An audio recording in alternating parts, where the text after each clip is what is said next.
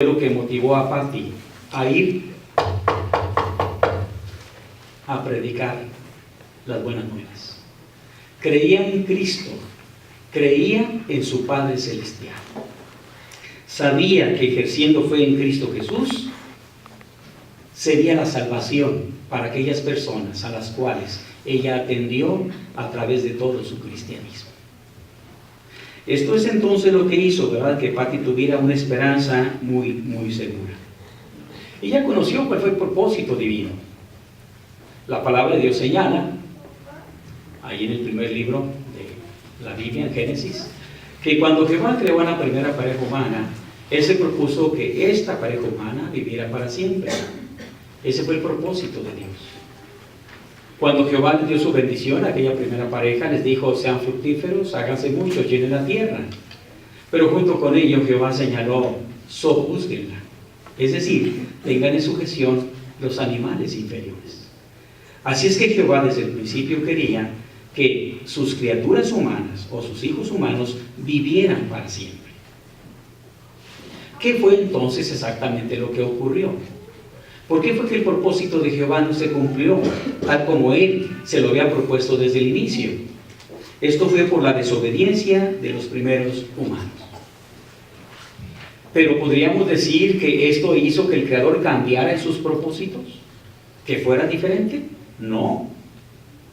Jehová todavía quería que la humanidad pudiera disfrutar de la vida eterna, pero en el futuro lejano. Para esto Él dio entonces en sacrificio a su Hijo amado Cristo.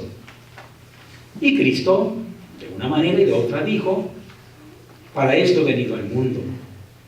No para que se me ministrara, sino para ministrar y para dar mi alma en cambio por muchos. En otra ocasión Cristo dijo: yo soy el camino, la verdad y la vida. Nadie viene al Padre si no es por mí.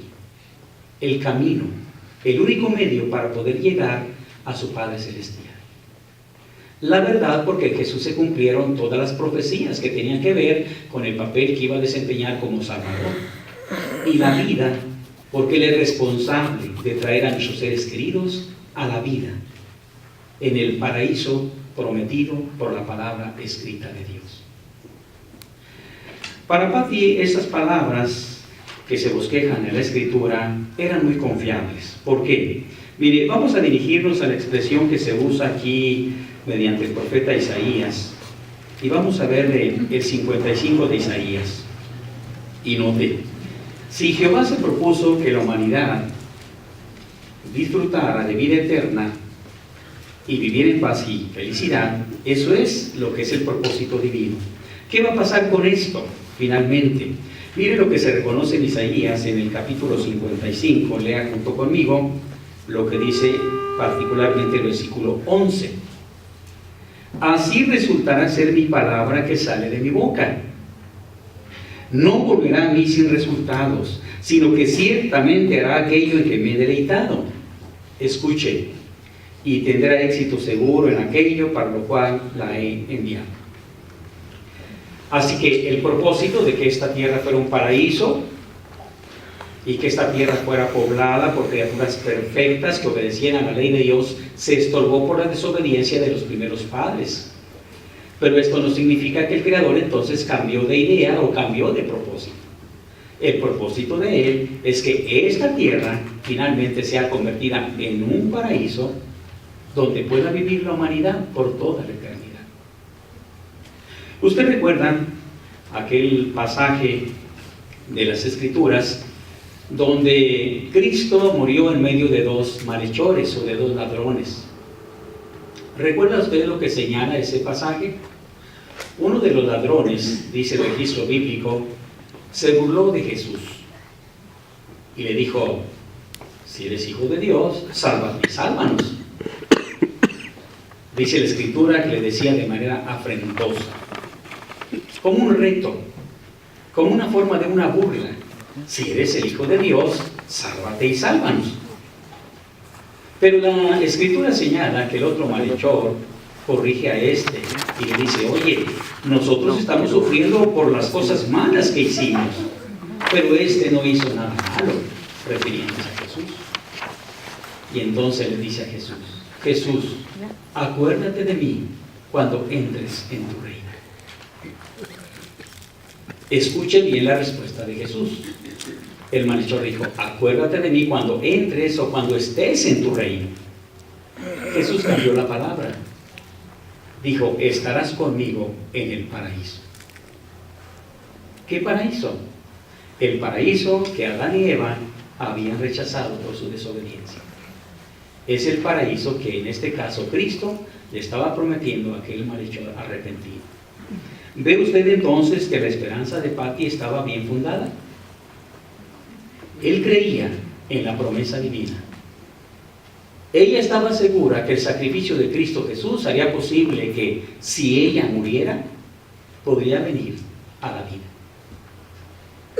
Esto fue lo que hizo posible que ella, por más de 40 años, viviera como una testigo de Jehová. Que por más de 40 años, mire, fuera a hablar acerca de Jehová. Se le describe como una mujer fiel.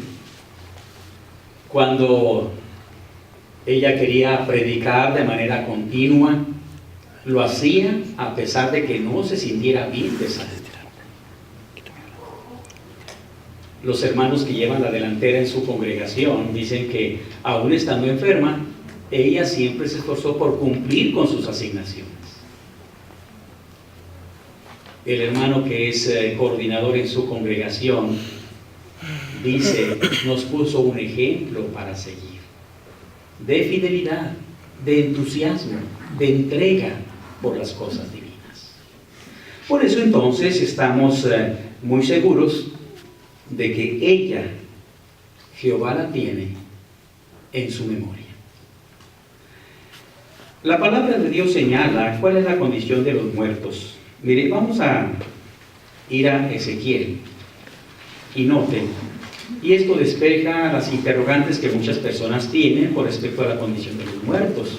Es muy común que las personas digan que si la persona fue buena, entonces se va al cielo, y que si fue mala, entonces va al infierno. Pero eso no es lo que enseña la palabra de Dios. ¿Qué dice la palabra de Dios con respecto a las personas que mueren? Mire lo que reconoce aquí la Biblia en Ezequiel 18:4. Vean por favor conmigo esta declaración. Es una expresión que hace Jehová. Miren, dice el 18:4: todas las almas a mí me pertenecen. Como el alma del Padre, así igualmente el alma del Hijo a mí me pertenece. Escuche la declaración final: el alma que peca, ella misma morirá. ¿Recuerda usted cuál fue la sentencia que Jehová dio a Adán, el primer humano? Después de que violó la ley de Dios, después de que comieron del fruto prohibido, Eva obtuvo también una sentencia. Entre otras cosas, se le dijo que con dolores de parto iba a dar a luz sus hijos. La tierra ahora era maldecida debido al pecado de esta primera pareja humana. Pero entonces a Adán, como el cabeza de familia, se le dijo: ahora tendrás que trabajar la tierra con el sudor de tu frente.